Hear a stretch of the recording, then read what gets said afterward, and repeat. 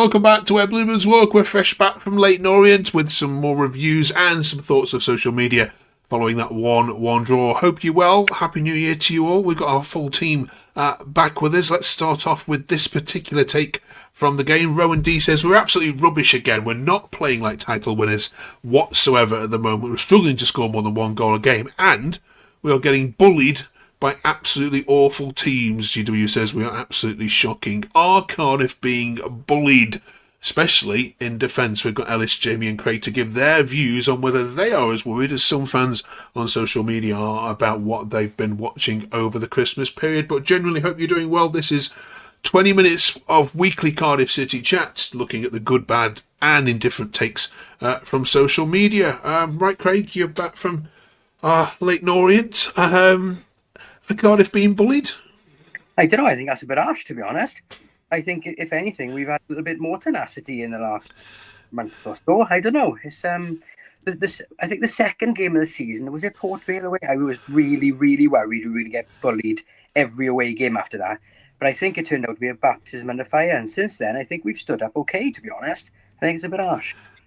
Okay, Alice, do you agree? Yeah, I agree. And Craig just brought up the Port Vale game, and I think it was an issue at the start of the season. But I generally think that I think we've improved. You know, we're really used to bad Christmas periods as Cardiff City fans. We've only conceded 3 over the Christmas period since the Lincoln loss. So no, obviously we can always improve our defence. We haven't got the strongest defence in the league, in my opinion. But no, I don't think we're being bullied. Okay. Teams like Orient, I think Bradford lost Jamie at Orient, and I'm sure Lincoln lost there as well. So a point's not a bad result, is it? But what about the performance overall for you? Stop and start, I think. To be fair to Leyton Orient, their home form, I think it was, they've got 1.5 points per game there.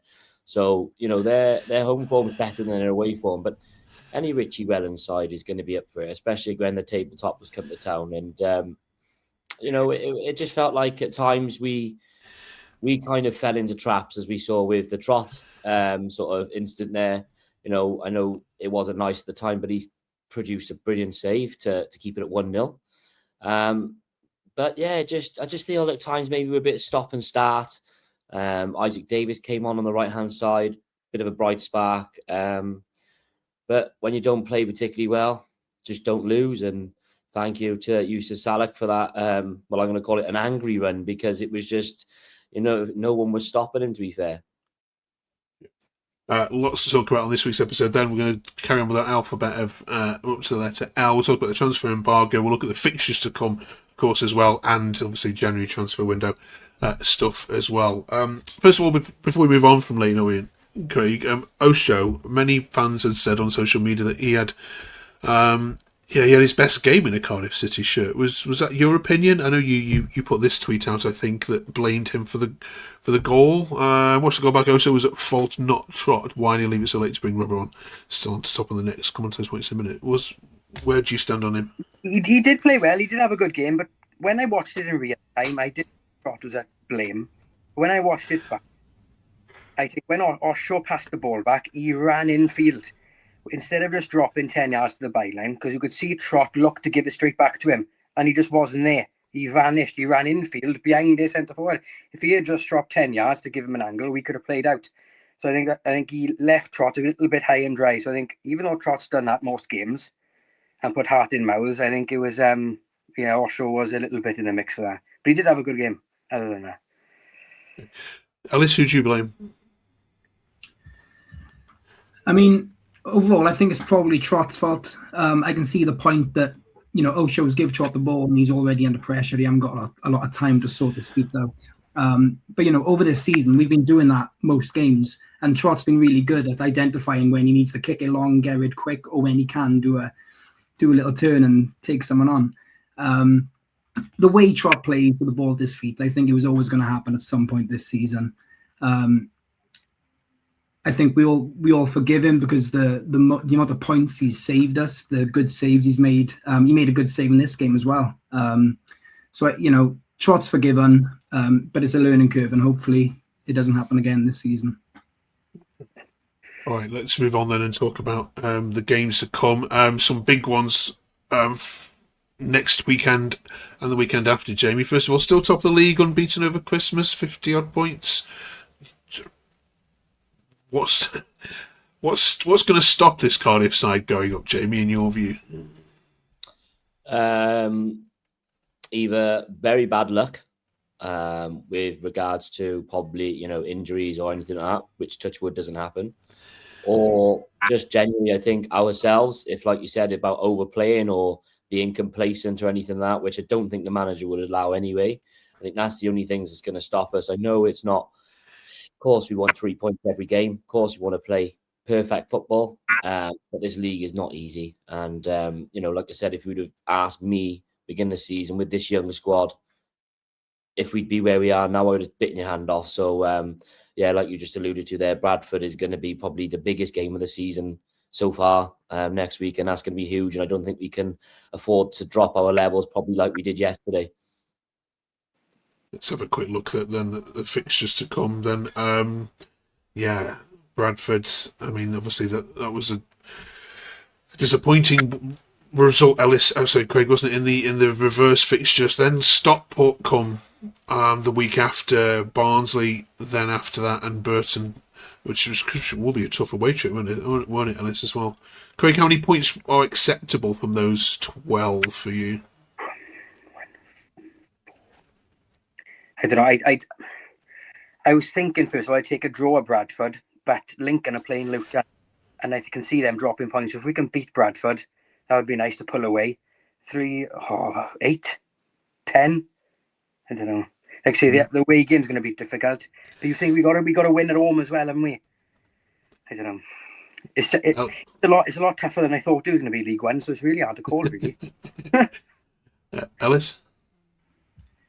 Ooh, got high standards because of how well we've done this season. So I'm going to say, I'd expect either 11 or 9. I think we can win 3 out of 4, maybe 1 draw or a loss.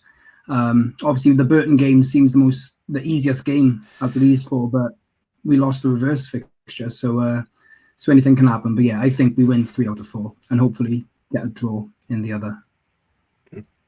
Yeah, it's by far the League One's biggest fixture so far, Jamie. This Saturday at 12:30. You'll be there. How does he approach it? Does he go more cautious, or just carry on playing the same way that you've watched the previous 26 games?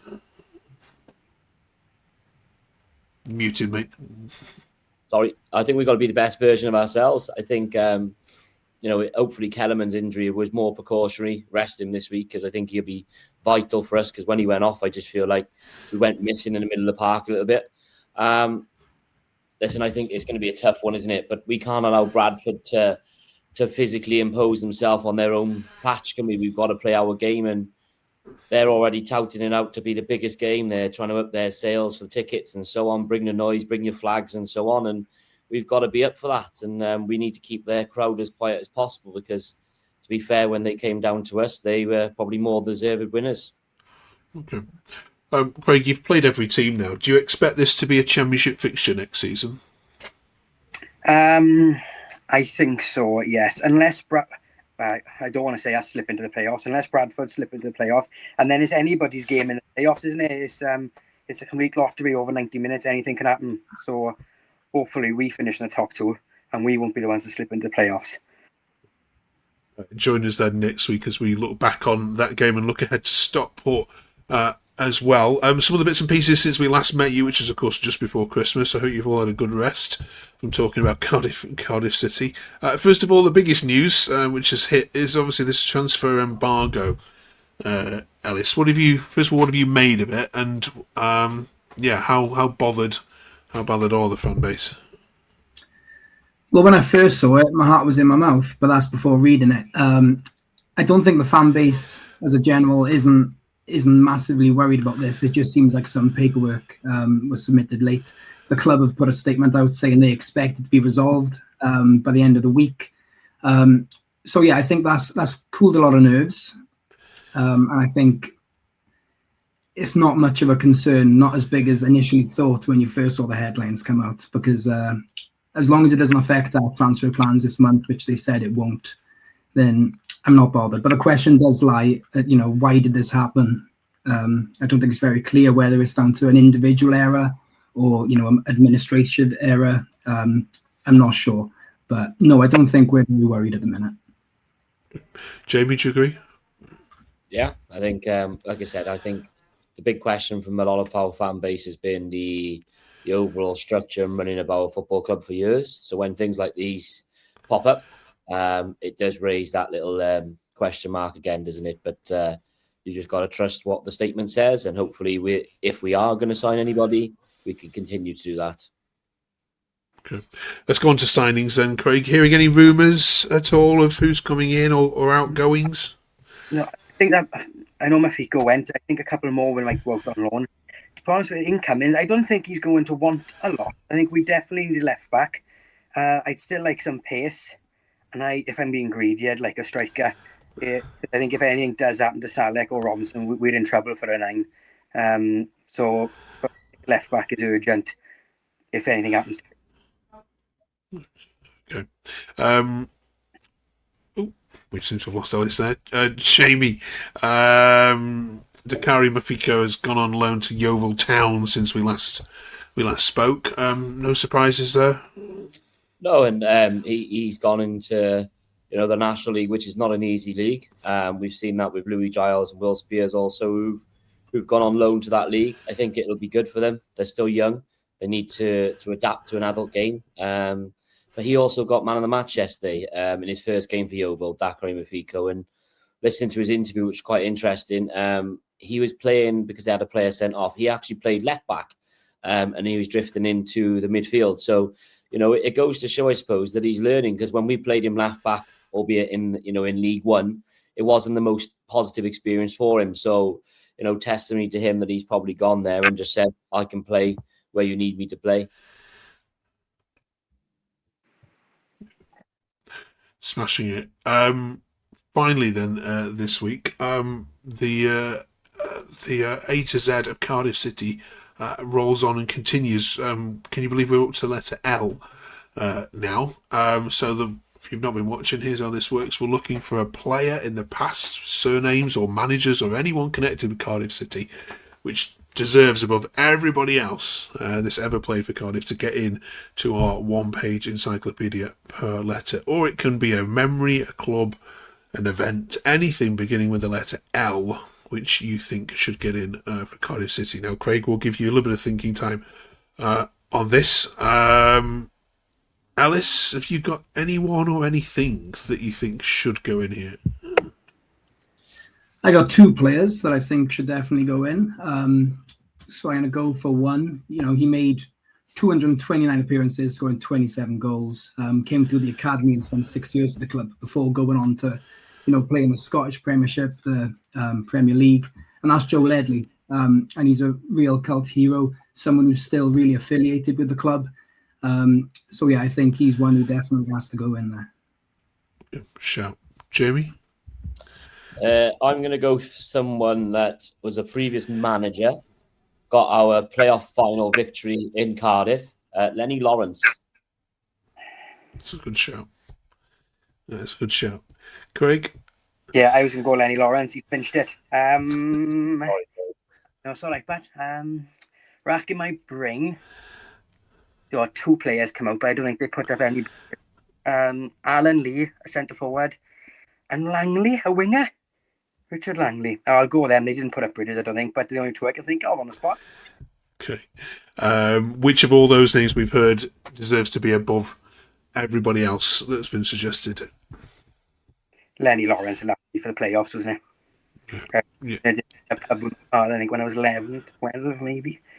And Alan Campbell smashed that in. Not Alan Campbell, sorry, yeah. Okay. Alice, was that your other one, just out of interest? No, actually, my other one's a current player, and it was more for a prospect thing, and that's Dylan Lawler. Just because I think he's the most exciting prospect we've had since Aaron Ramsey, and I really, really believe he's going to go on to do massive things. How long he's going to remain a Cardiff City player, not sure, but I would have picked him in there for that reason. And one probably who played for both Welsh South Wales clubs, Andy Legg. Loads for L here. Right, who they missed then? In the comments, as you always do, and we'll read these out next week. Join us for that. Right, good luck you lot against Bradford. We shall be watching that one definitely at 12:30 on Saturday on Sky. Fingers crossed we can put some distance between yourselves and third place. Brilliant.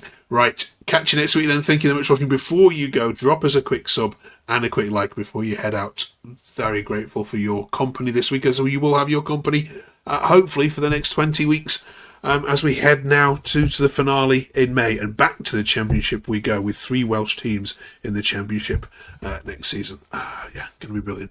It's going to happen. Catch us next week. See you then.